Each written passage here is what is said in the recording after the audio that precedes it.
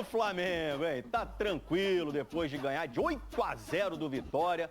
Só vai jogar no domingo, aliás, 4 da tarde no Maracanã contra o Grêmio. Você vai ver ao vivo aqui na Globo, tá? Juliano Lima. Tem jogador indo embora, né? Tem sim, Escobar. Boa tarde para você, para todo mundo que está acompanhando o Globo Esporte. O meio-campo Matheus Gonçalves foi negociado com o Al da Arábia Saudita. 8 milhões de euros, cerca de 50 milhões de reais. Antes, o clube tinha sido procurado pelo Cruzeiro e pelo CSKA da Rússia, mas o Matheus Gonçalves vai mesmo para o futebol árabe.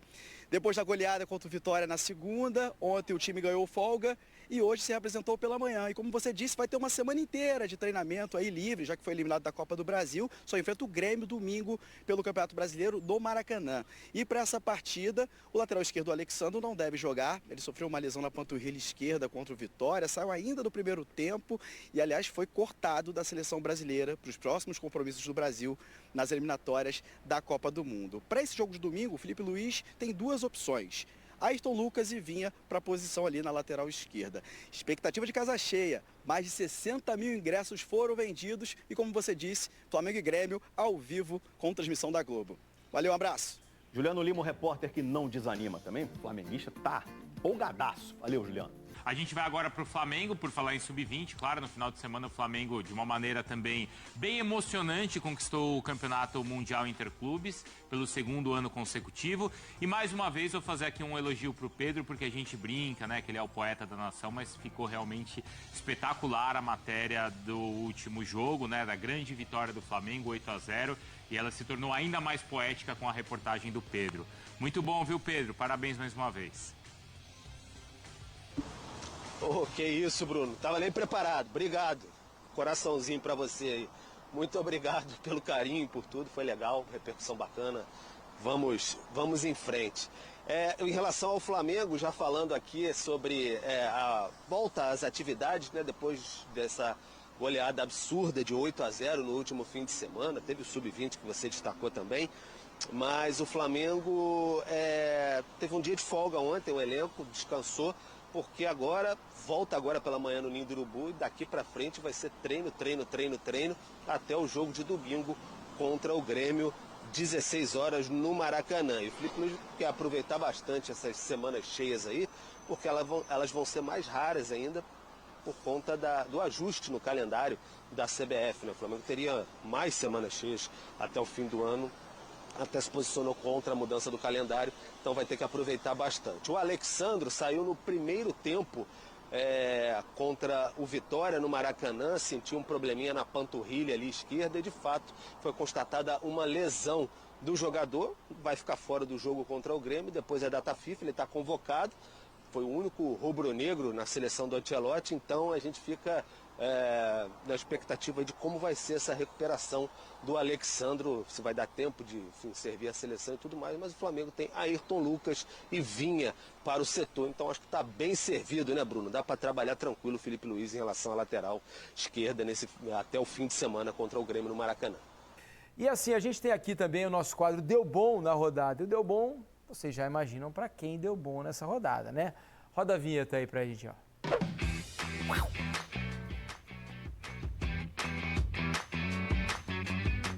Deu bom é para Pedro, né? Centroavante do Flamengo, fez 3 gols, um belíssimo jogo e gols lindíssimos, né? Esse é um belo gol, né? A bola tá um pouco distante, a bola tá longa, né? Achei até que quando ele cortou o jogador do Vitória, o 2, né? Porque estavam próximos ali, poderiam ter chegado para dividir a bola com o Pedro, mas ele conseguiu. Enganou todo mundo mesmo, antes, né? E depois essa categoria, frieza para tirar do goleiro, né? Esse é o gol mais fácil que ele marcou na noite. A teta foi. E depois para fechar, aí vem o mais bonito deles, né? Um elástico lindo, né? E a cavada de novo, mais uma cavada para tirar do goleiro e fazer o terceiro dele no jogo. Hat-trick de Pedro diante do Vitória. Bela exibição, Lazy tal, belo que gol. tava no jogo, hein, cara? É isso aí. Espetacular o gol. Espetacular. Tá crescendo de novo o Pedro, né? Depois de todo o imbróglio vivido ali, naquele momento de discussão, né, com o Felipe Luiz, desacordo, as coisas aparentemente estão entrando no trilho, né, Mansur? Sim. A gente vai agora também tentar compreender qual vai ser a rotina, né? Como se o Pedro vai ser, de novo, a primeira opção, ou se o Felipe Luiz, porque é muito também do trabalho dele, vai trabalhar de acordo com a característica dos jogos, né? Que eu acho que vai ser o que a gente tem visto até agora acho que não muda, né? no campeonato. O Felipe vai manter, né, essa linha, né? Acontece que a impressão que eu tenho é que a qualidade técnica dele como 9 é muito alta, né? Muito alta. Ele tem as soluções que ele apresenta, assim, jogando de costas, até em associação com outros jogadores, conhecimento da área para finalizar. Ele é um 9 especialista que no elenco ele é o único, né? O Bruno Henrique ali, ele dá ao Felipe a questão do ataque ao espaço, de pressionar o adversário, de eventualmente puxar uma saída em jogos que o Flamengo tem um adversário que vem pressionar um pouco mais, ou que o Flamengo precisa pressionar no campo ofensivo, ou tem espaço para atacar as costas. Esse era um jogo que certamente o Felipe imaginava um adversário mais colocado atrás, querendo ter um 9 de referência. Mas como 9 em si, executando as funções do camisa 9, o Pedro é o especialista que o elenco tem num nível altíssimo. Feliz é o Felipe Luiz, né? Que tem diversas e ótimas opções para o ataque do Flamengo, né? Ainda mais agora, num momento em que não tem praticamente ninguém machucado. Ontem o Alexandro saiu com uma lesão na panturrilha, né? Imagino até que vai ser cortado da lista do Ancelotti para os 2 jogos finais das eliminatórias. E o Pulgar, né? Que está fora ainda por causa de lesão. No mais, acho que não tem mais ninguém no departamento médico nesse momento, né?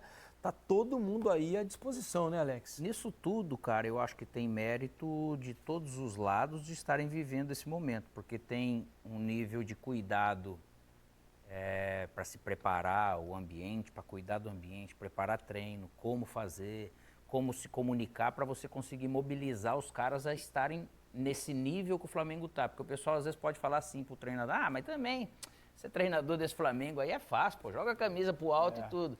Só que para você, nesse nível que a gente está vendo o Flamengo crescer, a gente já viu esse Flamengo começar jogos intensos e depois diminuir, né? Isso tudo a gente falou.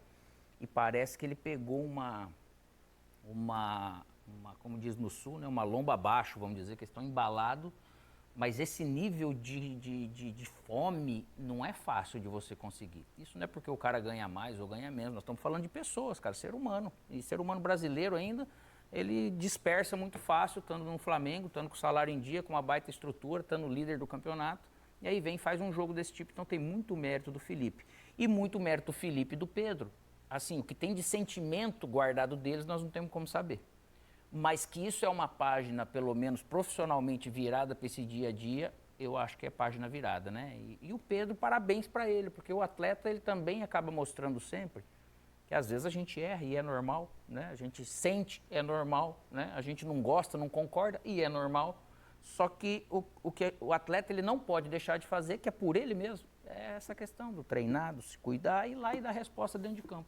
Muitas vezes falando é importante, porque a fala ela tem esse peso do atleta, essa representatividade, mas o que o Pedro vem fazendo também é um bom exemplo para jovens, para como resolver problemas internos, por mais que tenha se externado da maneira que foi. Então é mérito total deles e o Felipe tem parcela muito grande nisso sim, gente. Não é fácil mobilizar jogador de futebol nesse nível. É isso, né? E é claro que teve a resposta do Pedro, né? Porque o Pedro claramente está brigando muito mais, está disputando mais as bolas, está querendo mais, está ligado dentro de campo. Então foi importante também aquela mexida com o ego do jogador, imagino eu, né? Não sei se ele teria dado essa mesma resposta caso...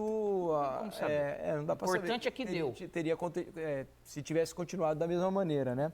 Tem uma coisa que a gente não sabe como foi tratada internamente, que foi no jogo, durante o jogo, quando sai o pênalti. A cobrança do Bruno Henrique? A gente não sabe como aquilo foi... Dá a impressão de que foi uma decisão do Pedro ali, né? Então... De passar a bola ao Bruno Henrique. E se apenas ele fez pelo Bruno, ele poderia ter feito o 4º gol dele no jogo, né? Seria uma marca, seria algo marcante. Ou se também ele sinalizou, estou com um grupo, num gesto de uma demonstração, um gesto de união, de unidade. Eu fiz aqui 3 gols, poderia fazer o 4º, sair aqui com uma marca muito importante, que seria lembrada, mas estou aqui entregando a bola a um jogador que tem muito tempo de clube. E que nesse jogo, eu acho que nem os outros, eles falariam algo, né? Poderia parecer ou não, mas a generosidade, cara, esse termo, essa palavra, na vida, né?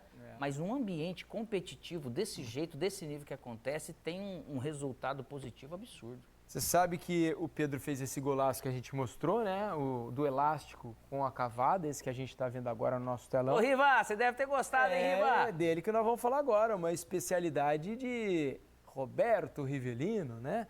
Que fazia, só que com a canhota. O Riva era canhoto, fazia com a canhota. E o Rivelino falou sobre o elástico do Pedro e elogiou o jogador do Flamengo. Galera, é o seguinte, hein? E o elástico do Pedro, hein? Fiquei contente, vibrei com o elástico. Que, claro, para mim é gratificante ver um jogador da qualidade do Pedro, de repente, daquele drible que marcou a minha vida, né? Ele deu curto, mas matou o central. Pô, deixou o cara sem saber para onde ia. Aí deu tapinha por baixo. Gol maravilhoso. Ele deu elástico, mais ou menos quando o Romário, se lembra que elástico o Romário deu no Manaus? Muito parecido, curtinho assim, mas foi fantástico. Eu fico muito feliz quando vejo jogadores da qualidade do Pedro dar esse drible que marcou minha vida, né? Agora, a gente não vê muito outros jogadores dando, porque você tem que ter a manha, né? Tem que ter qualidade, tem que ter o molejo para dar o elástico. Falou, galera? Mais uma vez. Valeu, Pedro. Obrigado pelo elástico. Um abraço. Grande figura, Roberto Rivelino. Mora lá em Vinhedo, né? Um bairro de Campinas quase ali, bem próximo à cidade. O Riva é uma grande figura. Você sabe de uma história aqui, o Mansur, Alex, amigos do Troca de Passes, antigamente a Bandeirantes transmitia. Eu não vi o Rivelino jogar no auge da carreira e tal, né? Eu vibrava com a seleção brasileira de Master. Exato, que eu ia dizer, o Rivelino era o treinador, né? O Luciano do Vale era o treinador e o Rivelino jogava, era a grande estrela da seleção brasileira de Masters, né? E a Bandeirantes transmitia os jogos. Eu adorava que o Riva virava e mexia naquela seleção, ele dava o elástico e a galera toda vibrava, claro, ele já barrigudinho, né? O Riva já barrigudinho, tinha encerrado a carreira havia algum tempo, mas era... a galera delirava com os elásticos do Rivelino.